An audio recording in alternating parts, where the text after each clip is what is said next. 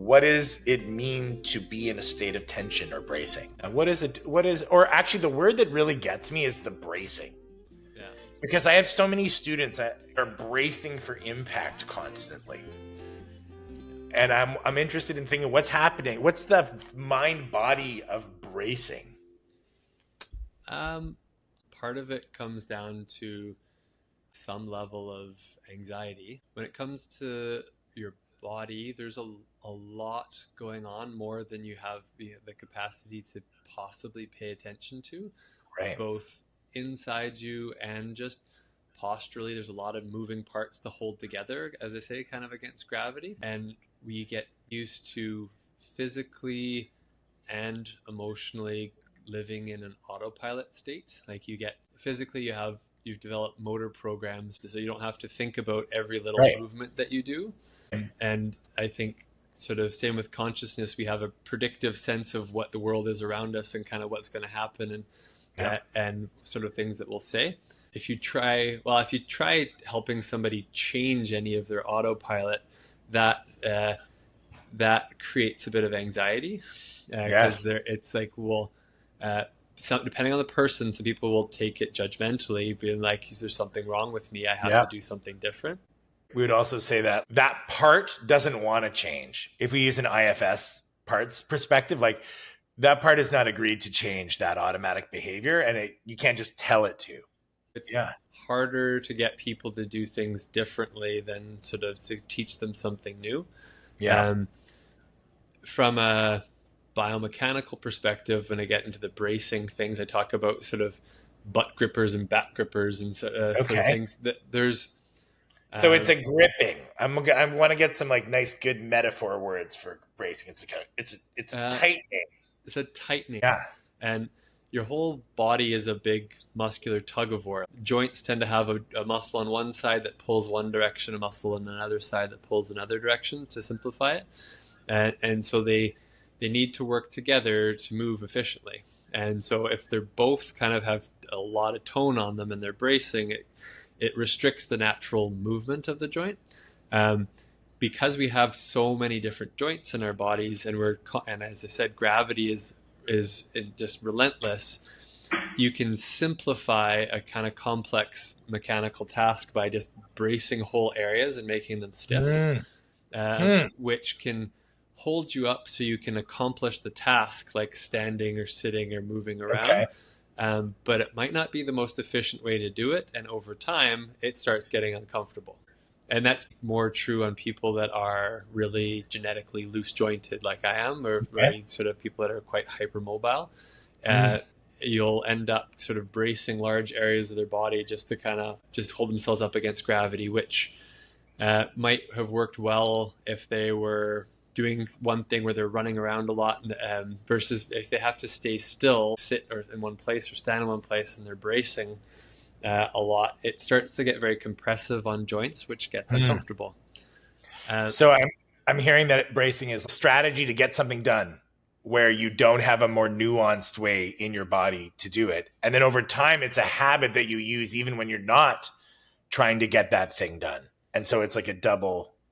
You also see some people are just globally braced, their whole, they're just, you mentioned the music teacher in your book. They're just stiff and kind of tense everywhere.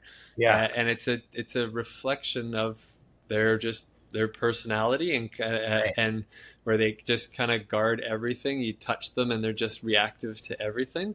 And at its heart, like there is the nature nurture versus on sort of conversation on that. I think some people come out hardwired, just more type A kind of tense. But that is more of a reflection of their emotional state usually. Some people have just a hard time following direction, and will just try. They're very just black or white. Like there's an on switch and there's an off switch. So they'll have to be like, you ask them to try to tighten their stomach muscles, and they're just hold on to everything, hold their breath, and brace, which is oversimplifying a strategy that they don't understand. So they just kind of brace their way through it. And I say you'd see the same thing just mentally. People kind of sort of get Definitely. very sort of stubborn or locked into their way of thinking or doing something, and so they just kind of double down on it and brace it. Yeah. I think that's a huge issue for receiving feedback, where people can tell from the conversation they're about to be told to correct something, whether that's a teacher or anyone. And in our society, that's connected with shame and feeling that you are personally bad. Mm-hmm. So in that moment, when you're about to hear the feedback, I think there's a tendency to brace, to take the blow that you are no good. You suck. And because you've already projected what's going to happen, you miss that the very fact that you're getting this feedback most of the time means the person is trying to create connection and trying to find a way to engage with you. But you can't actually pick up that message because you've done the tightening in your brain around the fear that you suck. Yep. And so you can't hear the feedback. And it's interesting analogy to what you're saying, where you can't hear what your body's telling you as well. In terms of the muscles that are in tension, you have to kind of like say, it's all like this. I'm just going to put it all in this one state. Yeah, you try to make what somebody's telling you, which is novel to you, into your own sense of what makes sense, which is either it's on or it's off. Yes. And the biggest, most common thing that people do with that is hold their breath. And the biggest reflection of a person's sort of overall mental cognitive state and their state of their nervous system is their breathing, which is why a lot of meditative practices and sort of chanting and various different things, that the way you help tune into actually being present and being and calming things down and not overly fixating on what hurts is your breathing pattern. And there's not one magical way to breathe. There's a lot of different types of breathing, and it's your interface to be able to try to tune into your nervous system and kind of calm it down a little bit. I mean, okay, I'm going to do some absolute bro science. Please don't fact check me here. But as far as I understand, a lot of the breathing is coming down the brainstem, like in the bottom parts of the brain. And a lot of that control's happening there. Yeah, and a lot of it's through your vagus nerve, which ends up... it innervates a lot of your organs, including your diaphragm and your heart and your stomach. And so irritation through that, or sensitivity and through that, can really impact your experience of being you. It can really affect your breathing and get your stomach to churn into knots and kind of get your heart rate kind of going.